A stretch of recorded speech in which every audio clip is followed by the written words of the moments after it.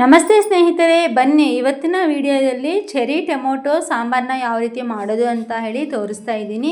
ಇದಕ್ಕೆ ಹೆಚ್ಚು ಮಸಾಲೆಯ ಅಗತ್ಯ ಇಲ್ಲ, ತುಂಬ ರುಚಿಯಾಗಿರುತ್ತೆ.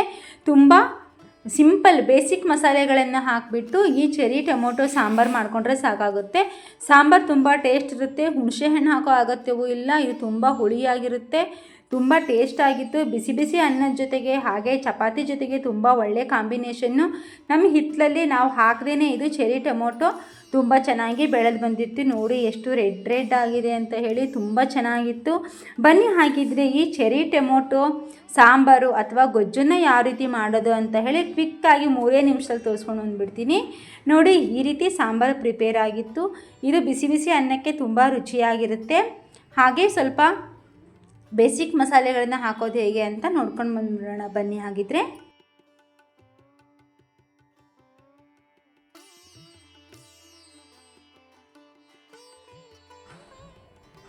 ನೋಡಿ, ಗ್ಯಾಸ್ ಸ್ಟವ್ ಮೇಲೆ ಒಂದು ಪ್ಯಾನನ್ನು ಬಿಸಿಗೆ ಇಟ್ಬಿಟ್ಟು ಅದಕ್ಕೆ ನಾನು ಟೊಮೊಟೊ ಹಾಕ್ತಾ ಇದ್ದೀನಿ, ಚೆರಿ ಟೊಮೊಟೊ.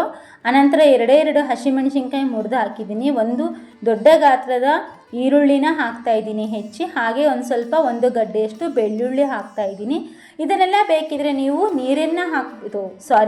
ಎಣ್ಣೆ ಹಾಕಿಬಿಟ್ಟು ಫ್ರೈ ಮಾಡ್ಕೊಂಡು ತಗೊಂಡ್ಬಿಡಿ. ನಾನು ಇವಾಗ ಎಣ್ಣೆನ ಹಾಕೋದಿಲ್ಲ, ಕೇವಲ ನೀರನ್ನು ಹಾಕಿಬಿಟ್ಟು ಇದನ್ನು ಬೇಯಿಸಿ ತಗೊಂಡ್ಬಿಡ್ತೀನಿ. ನೋಡಿ, ಹೆಚ್ಚಿಗೆ ಎಣ್ಣೆ ಇಲ್ಲದೆ ನಾವು ಅಡುಗೆ ಮಾಡೋದು ಹೇಗೆ ಅಂತ ನಮ್ಮ ಚಾನಲಲ್ಲಿ ತೋರಿಸ್ತಾ ಬರ್ತಾಯಿದ್ದೀನಿ. ಒಂದು ವಾರದಿಂದ no oil cooking, 0 oil cooking ನಾನು ತೋರಿಸ್ತಾ ಇದ್ದೀನಿ. ದಯವಿಟ್ಟು ನಮ್ಮ ಚಾನಲ್ನ ಸಬ್ಸ್ಕ್ರೈಬ್ ಮಾಡಿ. ನೋಡಿ, ಈ ರೀತಿ ನಾನು ಒಂದು ಸ್ವಲ್ಪ ನೀರನ್ನು ಹಾಕಿಬಿಟ್ಟು ರುಚಿಗೆ ತಕ್ಕಷ್ಟು ಉಪ್ಪು, ಒಂದು ಸ್ವಲ್ಪ ಅರಿಶಿಣ ಪುಡಿಯನ್ನು ಹಾಕಿಬಿಟ್ಟು ಇದನ್ನೆಲ್ಲ ನೀಟಾಗಿ ಒಂದು ಸ್ವಲ್ಪ ಬೇಯಿಸ್ಕೊಂಡು ಬಂದುಬಿಡ್ತೀನಿ. ಬನ್ನಿ ಹಾಗಿದ್ರೆ ಇದು ಬೆಂದಾಯಿತು. ಇವಾಗ ಒಂದು 10 ನಿಮಿಷ ಆದರೆ ಸಾಕು, ತುಂಬ ಚೆನ್ನಾಗಿ ಬಂದುಬಿಡುತ್ತೆ. ಒಂದು ಸ್ಮ್ಯಾಶರಿಂದ ಕೂಡ ನೀವು ಸ್ಮ್ಯಾಶ್ ಮಾಡಿ ಕೂಡ ಹಾಕ್ಕೋಬೋದು, ಇಲ್ಲ ಇದೇ ರೀತಿ ಕೈಯಲ್ಲಿ ಕೂಡ ಕಿವುಚಿ ಒಗ್ಗರಣೆ ಹಾಕ್ಕೋಬೋದು, ಇಲ್ಲ ಅಂದರೆ ಕುಟ್ಟಾಣೆ ಒಳಗಡೆ ಕುಟ್ಟಿ ಕೂಡ ನೀವು ಹಾಕ್ಕೋಬೋದು. ನಾನು ಬನ್ನಿ ಇವಾಗ ಒಂದು ರೌಂಡು ಸಂಜಾರಿಗೆ ಮಿಕ್ಸಿಗೆ ಹಾಕ್ಕೊಂಡು ಬಂದುಬಿಟ್ಟೆ.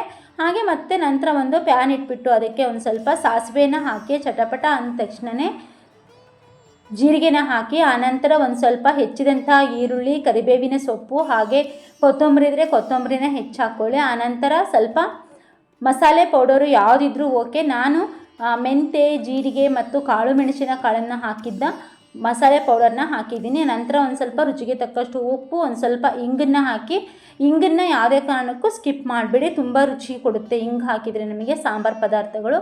ಹಾಗೆ ಕಾಳು ಮೆಣಸಿನ ಕಾಳು, ಜೀರಿಗೆ ಪೌಡರ್ನೂ ಕೂಡ ಇದಕ್ಕೆ ಆ್ಯಡ್ ಮಾಡ್ಕೊಳ್ಳಿ. ನಾನು ಹಾಕಿದ ಮಸಾಲೆ ಪುಡಿಯಲ್ಲಿ ಅದು ಆಲ್ರೆಡಿ ಹಾಕಿದ್ದೀನಿ ನಾನು. ನಿಮಗೆ ಇರಲಿಲ್ಲ ಅಂದರೆ ಇದಕ್ಕೆ ಕಾಳು ಮೆಣಸಿನ ಕಾಳು ಮತ್ತು ಜೀರಿಗೆ ಪುಡಿನ ಮಾತ್ರ ನೀವು ಹಾಕ್ಕೋಬೋದು. ಒಂದು ಸ್ವಲ್ಪ ಒಂದು ತುಂಡು ಬೆಲ್ಲ ಹಾಕ್ಕೊಂಡ್ರೆ ಇದು ಇನ್ನೂ ತುಂಬ ರುಚಿಯಾಗಿ ಬಂದುಬಿಡುತ್ತೆ. ನೋಡಿ, ಅನ್ನಕ್ಕಾದರೆ ನಮಗೆ ಇಷ್ಟು ತಿಳಿ ಸಾಂಬಾರು ಸಾಕಾಗುತ್ತೆ. ನಮಗೆ ಚಪಾತಿಗೆ ಬೇಕು, ರೊಟ್ಟಿಗೆ ಬೇಕು ಮತ್ತು ಪೂರಿಗೆ ಬೇಕು ಅಂದರೆ ನಾವು ಈ ರೀತಿ ಸಾಗೋ ಥರ ಸ್ವಲ್ಪ ಗಟ್ಟಿ ಮಾಡಿಕೊಂಡ್ರೆ ನಮಗೆ ತುಂಬ ಚೆನ್ನಾಗಿ ಬಂದುಬಿಡುತ್ತೆ. ನೋಡಿ, ಈ ಚೆರಿ ಟೊಮೊಟೊ ಸಾಂಬಾರನ್ನು ನಾನು ಇವತ್ತೇ ಮೊದಲನೇ ಬಾರಿ ಟ್ರೈ ಮಾಡಿದ್ದು. ಯಾಕಂದರೆ ನಮಗೆ ಟೊಮೊಟೊ ಸಿಗ್ತಿರಲಿಲ್ಲ, ನಮ್ಮ ಹಿತ್ತಲಲ್ಲೇ ಇದು ಬೆಳ್ಕೊಂಡಿತ್ತು, ನನಗೆ ಗೊತ್ತಾಗಲಿಲ್ಲ. ಅಷ್ಟು ಚೆನ್ನಾಗಿ ಬೆಳೆದು ಬಂದಿತ್ತು ಹಿತ್ತಲಲ್ಲಿ. ಅದನ್ನೇ ನಾನಿವತ್ತು ನಿಮಗೆ ಸಿಂಪಲ್ಲಾಗಿ ಸಾಂಬಾರು ಮಾಡೋದು ಹೇಗೆ ಅಂತ ತೋರಿಸ್ಕೊಟ್ಟಿದ್ದೀನಿ. ನನಗೊಂದು 2-3 ಸಾಂಬಾರು ಇದಾಯಿತು.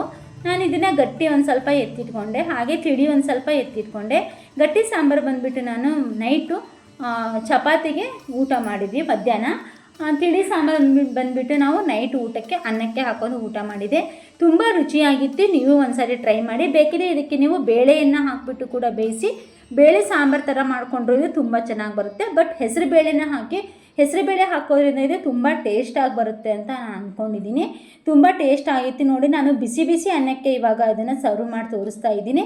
ಈ ರೀತಿ ನೀವು ಮೇಲೆ ಕೊಬ್ಬರಿ ತುರಿ, ಕೊತ್ತಂಬರಿ ಸೊಪ್ಪನ್ನು ಕೂಡ ನೀವು ಹೆಚ್ಚಿ ಹಾಕ್ಕೋಬೋದು. ಎಂಥ ಅದ್ಭುತ ಅಂದರೆ ನಿಜವಾಗ್ಲೂ ಎಷ್ಟು ರುಚಿಯಾಗಿತ್ತು ಟೊಮೊಟೊ ಸಾಂಬಾರು ಅಂದರೆ. ಇಂಥ ಟೊಮೊಟೊ ಸಾಂಬಾರು ನಾನು ಎಂದೂ ಊಟ ಮಾಡಿಲ್ಲ. ಎಷ್ಟು ಸಿಂಪಲ್ ಆಗಿದೆ, ಎಷ್ಟು ಕಡಿಮೆ ಪದಾರ್ಥಗಳನ್ನ ಬಳಸಿ ಮಾಡಿದ್ದೀನಿ. Thank you so much. ಚಾನಲ್ನ ಫಾಲೋ ಮಾಡಿ.